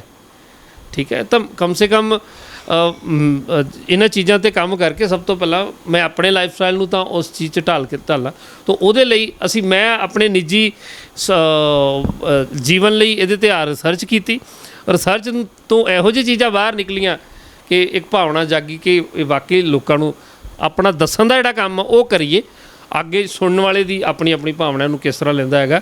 ਸੋ ਵੱਡੀ ਚੀਜ਼ ਹੈਗੀ ਆ ਕਿ ਅਸੀਂ ਕੋਈ ਇਹਨੂੰ ਸੇਲ ਆਊਟ ਕਰਨ ਵਾਸਤੇ ਨਹੀਂ ਆਪਾਂ ਲੈ ਕੇ ਆ ਰਹੇ, ਆਪਦੇ ਘਰ ਨੂੰ ਅਸੀਂ ਇਹਦੇ ਵਿੱਚ ਕਨਵਰਟ ਕਰ ਰਹੇ ਹਾਂ। ਉਸ ਤੋਂ ਬਾਅਦ ਆਪਣੀ ਲਾਈਫ ਸਟਾਈਲ ਵਿੱਚ ਕਨਵਰਟ ਕਰਾਂਗੇ। ਔਰ ਜੋ ਚੀਜ਼ਾਂ ਦੀ ਰਿਸਰਚ ਸਾਹਮਣੇ ਆਈਆਂ ਕਿ ਡਿਪਰੈਸ਼ਨ ਤੋਂ ਮੁਕਤ, ਐਨਜ਼ਾਈਟੀ ਤੋਂ ਮੁਕਤ ਔਰ ਖੁੱਲ੍ਹੀ ਹਵਾ ਵਾਲਾ ਔਰ ਬਰੀਦੇਬਲ ਸਾਹ ਲੈਣ ਵਾਲੀਆਂ ਕੰਧਾਂ ਔਰ ਭੂਚਾਲ ਰਹਿਤ ਕੰਧਾਂ ਵਾਲਾ ਘਰ, ਅਸਮਾਨੀ ਬਿਜਲੀ ਤੋਂ ਰਹਿਤ ਕੰਧਾਂ ਵਾਲਾ ਘਰ, ਰੇਡੀਏਸ਼ਨ ਤੋਂ ਰਹਿਤ ਕੰਧਾਂ ਵਾਲਾ ਘਰ, ਵਾਟਰਪ੍ਰੂਫ ਫਾਇਰ ਰੈਸਿਸਟੈਂਟ ਵਾਲਾ ਘਰ ਬਣਾਉਣ ਦੀ ਵਿਧੀ ਸਾਨੂੰ ਨੇਚਰ ਤੋਂ ਮਿਲੀ ਹੈ, ਸਾਡੇ ਪਿੰਡਾਂ 'ਚੋਂ ਮਿਲੀ ਹੈ ਰॉ ਮਟੀਰੀਅਲ ਦੇ ਰੂਪ ਦੇ ਵਿੱਚ, ਅਤੇ ਅਸੀਂ ਬਣਾ ਰਹੇ ਹਾਂ। ਔਰ ਇਨ ਫਿਊਚਰ ਅਗਲੀ ਵੀਡੀਓ ਆਪਾਂ ਉਸੇ ਘਰ 'ਚ ਹੀ ਬਣਾਵਾਂਗੇ। ਅੱਗੇ ਕਿਸੇ ਨੇ ਬਣਾਉਣਾ ਜਿਹਦੇ ਵੱਲ ਆਉਣਾ ਉਹ ਇੱਛਾ ਉਹਦੀ ਰਹੇਗੀ, ਅਸੀਂ ਕਿਸੇ ਨੂੰ ਕਨਵਿੰਸ ਨਹੀਂ ਕਰ ਸਕਦੇ, ਇੰਨੀ ਸਾਡੀ ਸੋਝੀ ਨਹੀਂ ਹੈਗੀ। ਹਾਂ ਜੋ ਸਮਝ ਆ ਰਹੀ ਹੈ ਉਹ ਤੁਹਾਡੇ ਅੱਗੇ ਦੱਸੀ ਜ਼ਰੂਰ ਜਾ ਰਹੇ ਹੈਗੇ। ਜੀ ਤੁਹਾਡਾ ਬਹੁਤ ਬਹੁਤ ਧੰਨਵਾਦ ਭੁੱਲਰ ਸਾਹਿਬ, ਤੁਹਾਡਾ ਬਹੁਤ ਬਹੁਤ ਧੰਨਵਾਦ ਜੀ, ਤੁਹਾਡਾ ਬਹੁਤ ਬਹੁਤ ਧੰਨਵਾਦ। ਸ਼ੁਕਰੀਆ ਜੀ ਡਾਕਟਰ ਸਾਹਿਬ, ਤੁਹਾਡਾ ਬਹੁਤ ਬਹੁਤ ਧੰਨਵਾਦ। ਥੈਂਕ ਯੂ ਜੀ ਨਿਊਜ਼ ਏਸ਼ੀਆ ਪੰਜਾਬੀ ਔਰ ਸਾਰੇ ਦਰਸ਼ਕਾਂ ਦਾ। ਮੈਂ ਹਮੇਸ਼ਾ ਕਹਿੰਦਾ ਹੁੰਦਾ ਕਿ ਕੋਸ਼ਿਸ਼ ਕਰੋ ਕਿ ਸਾਥ ਦਿਓ, ਜੇ ਸਾਥ ਨਾ ਦੇ ਸਕੇ ਤਾਂ ਆਸ਼ੀਰਵਾਦ ਜ਼ਰੂਰ ਦੇ ਦਿਓ ਜੇ। ਤੁਹਾਡੇ ਦਿੱਤੇ ਆਸ਼ੀਰਵਾਦ ਨਾਲ ਇਹ ਇਸ ਤਰ੍ਹਾਂ ਦੇ ਹੋਰ ਵੀ ਕਈ ਕੰਮ ਕਰਦੇ ਰਹਾਂਗੇ। ਸੋ ਨਿਊਜ਼ ਏਸ਼ੀਆ ਪੰਜਾਬੀ ਔਰ ਸਾਰੇ ਦਰਸ਼ਕਾਂ ਦਾ ਪਿਆਰ ਦੇਣ ਲਈ ਬਹੁਤ ਬਹੁਤ ਧੰਨਵਾਦ। ਸ਼ੁਕਰੀਆ ਜੀ। ਸੋ ਇਹ ਸਨ ਡਾਕਟਰ ਵਰਿੰਦਰ ਸਿੰਘ ਭੁੱਲਰ ਤੇ ਉਹਨਾਂ ਦੇ ਸਤਿਕਾਰਯੋਗ ਪਿਤਾ ਜੀ। ਇੱਕ ਨਵਾਂ ਉੱਦਮ ਹੈ, ਇੱਕ ਨਵਾਂ ਪ੍ਰੋਡਕਟ ਹੈ, ਇੱਕ ਨਵੀਂ ਸ਼ੁਰੂਆਤ ਹੈ। ਉਹ ਸ਼ੁਰੂਆਤ ਜਿਹੜੀ ਆਉਣ ਵਾਲੇ ਸਮੇਂ ਦੇ ਵਿੱਚ ਇੱਕ ਬੜੀ ਵੱਡੀ ਪਲਟੀ ਮਾਰੇਗੀ, ਇੱਕ ਨਵਾਂ ਜਿਹੜਾ ਉਹ ਸਾਨੂੰ ਰਾਹ ਦਿਖਾਵੇਗੀ।